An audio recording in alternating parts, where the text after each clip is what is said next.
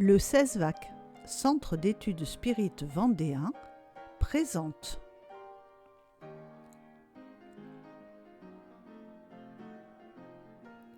La petite vigne, spiritisme pour la jeunesse. Épisode numéro 23. Évolution.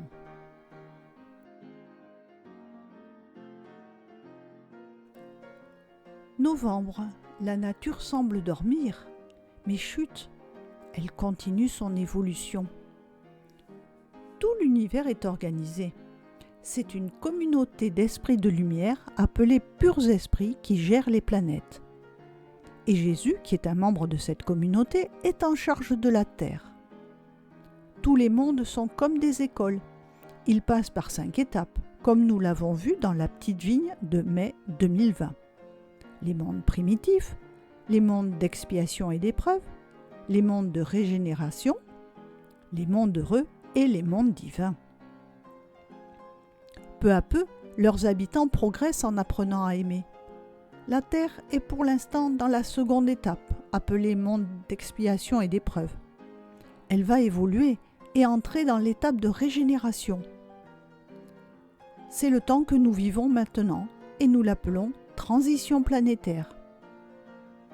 L'évolution est le résultat de l'effort et du travail. Elle peut être matérielle ou spirituelle. L'esprit, lui, ne régresse jamais, mais il peut rester stationnaire dans son évolution s'il ne cherche pas à s'améliorer et à réaliser sa réforme intime. Le travail est la plus grande source de progrès. Grâce à nos efforts, nous pouvons améliorer l'environnement dans lequel nous vivons. L'évolution spirituelle est celle qui a lieu dans l'intimité des créatures. C'est-à-dire, c'est planter le bien dans notre esprit, changer nos idées négatives ou tristes par de bonnes pensées. La charité morale est le moyen le plus rapide d'évoluer, nous expliquent les bons esprits. Ainsi, pour que nous puissions évoluer, nous devons cultiver de bonnes qualités et combattre nos mauvaises tendances. La Terre ne va pas se transformer au moyen d'une grande destruction qui anéantirait soudainement une génération entière.